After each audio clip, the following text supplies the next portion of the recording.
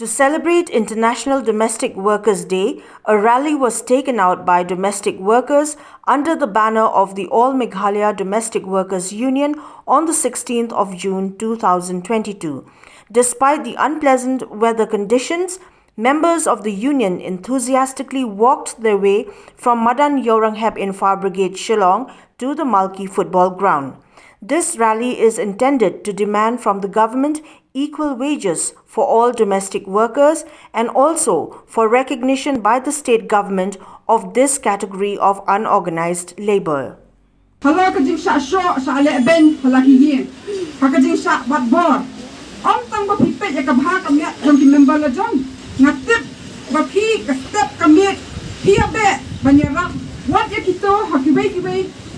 ki benta jom ke em lang ta lang ki ba shem ya kum ki ne ki e ji e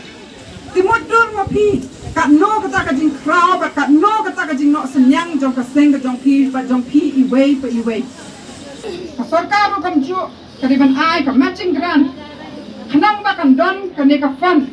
na banta ka bha ka miak ka jom phi kam ka jong chief minister ka jongi kilong ba ka sarkar kariban pai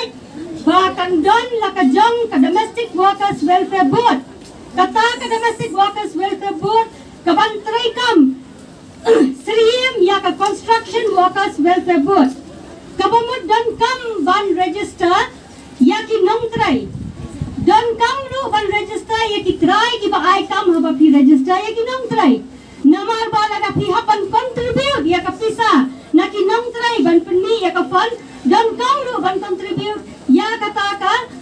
ka fund na ki try ki ba ai kam but don kam ru ya ka sarkar ba kan khat ya ka jong ka banta padang ta nang bangin la ban penni pisa na ka banta ki ni ki nongtrai yang lengba jong ka fund jong ka domestic workers welfare board hindai ka bas nong si ka long ba ka juba man bangilai penetran bat ki bru sarkar ti ong ba ka sarkar kam don pisa tilada ka sarkar kam don pisa hatu kita ki he sarkar ki basyong ha kita ki syuki ka jabiang ro kim don imat ban pendon kam banang ro kin penni ya kata ka pisa pindan kita mulai ka jabiang pini bandan pide ki banang basta pusyong ha ki syuki tek ya ka kamram ka jongpi kadi ka kamram ka jongpi ban snai ka ta buat ban penni ya kata ka fan wat ang maka sarkar kam dan pisa nama la nasyong helikopter at paulak tengkadang dan pisa te yakin ang belali ka rutam pia banai